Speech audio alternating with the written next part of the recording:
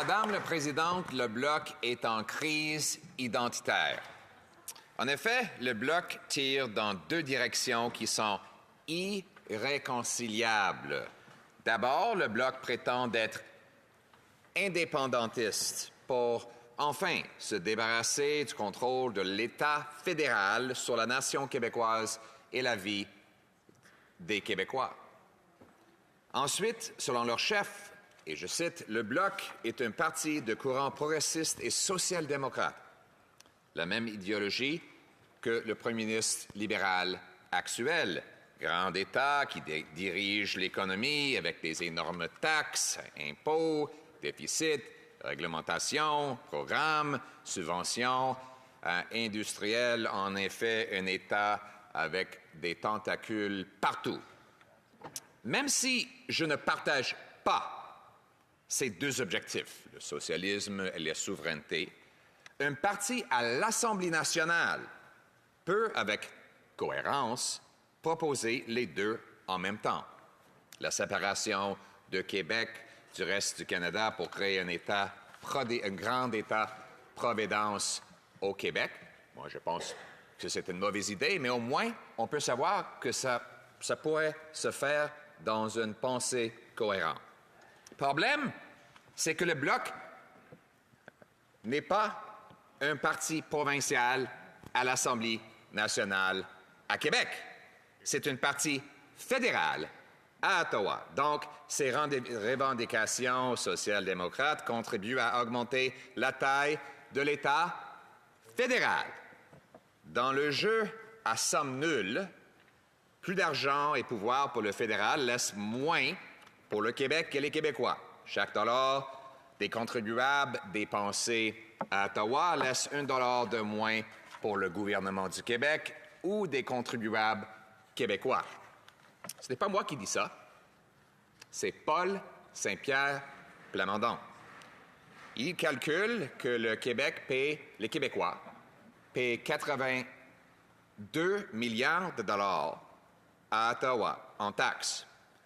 Donc, la plupart des taxes et impôts que paient les Québécois au fédéral rebondissent aux Québécois en prestations pour enfants ou en paiement pour les aînés ou en transfert pour la santé et les services sociaux qui sont reçus par le gouvernement du Québec. Mais PSPP semble dire qu'il y a encore plus d'argent qui ne retourne pas au Québec.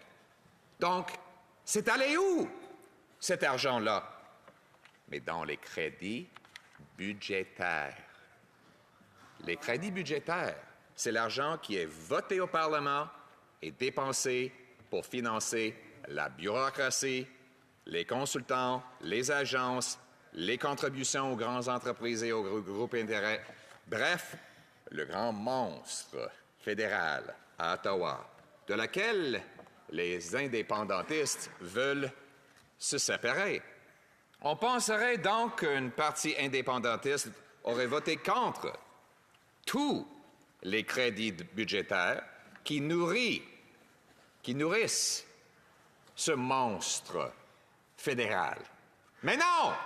En effet, depuis son arrivée au Parlement fédéral en 2019, le chef du Bloc a voté pour 100% des crédits budgétaires de ce premier ministre libéral. Il a voté 205 fois pour autoriser un total de 500 milliards de dollars de dépenses supplémentaires au gouvernement fédéral. Ça, c'est presque l'équivalent du PIB du Québec. 500 milliards de dollars, un demi-billion. Et celles ne sont pas les dépenses pour les pensions de vieillesse ni la santé. Ces dépenses-là sont déjà encadrées dans la loi et on n'a pas besoin de voter pour autoriser ça. Non, le Bloc a voté pour la machine centrale à Ottawa, pour ajouter 100 000 fonctionnaires et 50% plus d'argent pour la bureaucratie fédérale, pour doubler les dépenses pour les consultants privés, c'est-à-dire 21 milliards de dollars ou 1 400 dollars pour chaque famille québécoise pour des consultants fédéraux. Ça inclut de financer Arrive Cannes pour 25 millions de dollars, même si le gouvernement libéral avait promis que cela allait coûter seulement 80 000 dollars. Encore, je trouve ça fascinant qu'une partie soi-disant indépendantiste du Québec ne supporte littéralement jamais les réductions du fardeau fédéral sur les épaules des Québécois. Il ne supporte jamais les coupes de taxes ni les coupes d'impôts. On penserait qu'un parti indépendantiste aurait dit « on ne va jamais supporter de forcer les Québécois d'envoyer leurs sous à Ottawa ». Mais non! Ils veulent, dans leurs propres mots, radicalement augmenter les taxes. D'ailleurs, rappelons que le Bloc a voté pour le projet de loi C11 qui donne au CRTC, une agence fédérale, le plein contrôle sur ce que les Québécois peuvent visionner et écrire sur les réseaux sociaux. Même son support pour Radio-Canada est paradoxal. Le Bloc veut se séparer du Canada, ce qui expulserait Radio-Canada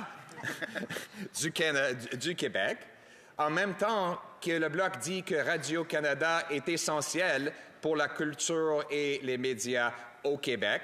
Apparemment, il croit que le Canada et le fédéral est essentiel dans la vie des Québécois. Ce n'est pas trop indépendantiste non plus. Mais la vraie question est la suivante. En quoi un Québec souverain mené par le chef du Bloc serait-il différent du Canada mené par l'actuel premier ministre libéral? Le Bloc supporte des taxes et des impôts élevés, un endettement massif de l'État, une grande bureaucratie obèse qui se mêle de tout mais qui n'est bon en rien. Rappelons également que le Bloc soutient le système de justice qui libère les criminels récidivistes et qui interdit les armes de chasse des chasseurs. En fait, un Québec indépendant avec le chef du Bloc comme premier ministre serait presque exactement le même que l'État fédéral maintenant sous le premier ministre actuel.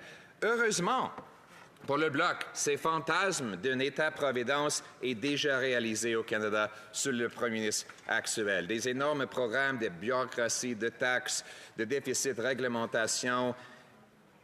Tout le monde dépendre du gouvernement.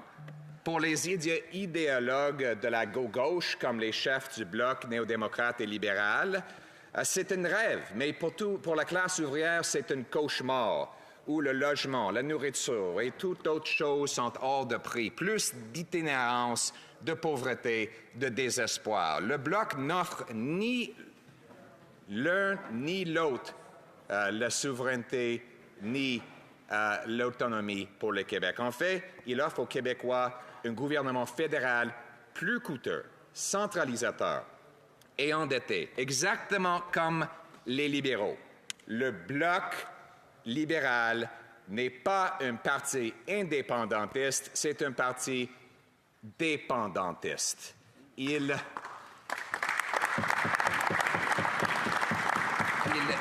défend ce dont il dépend. Le Bloc dépend du fédéral pour ses pensions et des chèques de paie et pour tous ses rêves dans les termes idéologiques qui sont vraiment centralisateurs. Par contre, notre plan de gros beau sens va couper taxes et impôts, bâtir des logements en enlevant la bureaucratie, réparer le budget en plafonnant les dépenses et en coupant le gaspillage. Bref, laissez faire. Oui, laissez faire un gouvernement fédéral petit, laisse faire aux Québécois pour permettre les Québécois de décider pour eux-mêmes. Ou bien laisse l'argent dans les poches des Québécois, ou bien les Québécois peuvent décider de donner plus à leur gouvernement à Québec. C'est leur choix.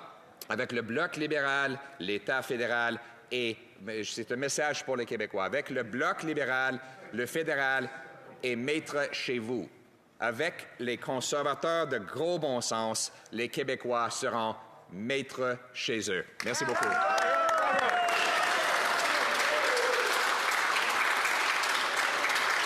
Questions et commentaires. L'honorable député de Saint-Hyacinthe-Bagotte. Merci, Madame la Présidente. Alors, j'ai écouté avec beaucoup d'attention le chef de l'opposition nous dire qu'il s'était découvert une passion passée, présente et future pour l'autonomie des provinces. Bon, à l'époque du gouvernement Harper, c'est peut-être pas ce qu'en disait le premier ministre Charest, le chouchou de l'aile québécoise des conservateurs. Mais passons. Allons au présent. Puisque le chef de l'opposition est si sensibilisé sur le respect des juridictions des provinces, est-ce qu'il peut, là, aujourd'hui, s'engager qu'un éventuel gouvernement conservateur n'imposerait jamais de projet d'oléoduc ou de gazoduc sans l'accord du Québec? L'honorable leader de l'opposition. Premièrement, je sais pourquoi le Bloc ne veut pas l'approche des années Harper, parce que dans les années Harper, on a réduit le rôle de l'État fédéral, on a décentralisé les pouvoirs, on a respecté les pouvoirs des provinces, ce qui a éliminé le Bloc. Le Bloc avait quoi, 5 sièges? 4 sièges? Pourquoi? Parce que les Québécois disaient hey, « Pourquoi est-ce qu'on a besoin du Bloc? » Les conservateurs nous laissent faire nos propres décisions, nous avons notre propre autonomie, on a un premier ministre qui respecte le Québec, et sur les enjeux sur lesquels on n'est pas d'accord, le fédéral ne se mêle pas dans nos affaires, donc on est bien. Le Bloc, maintenant, dépend de ce premier ministre centralisateur pour créer son raison d'être. C'est pour ça qu'on a vu cette belle mariage d'amour hier entre le premier ministre et le Bloc qui s'applaudissent. Madame la Présidente, nous sommes le cauchemar pour le Bloc libéral, mais ça va être un rêve pour ceux et celles qui respectent l'autonomie de toutes les provinces, y compris le Québec.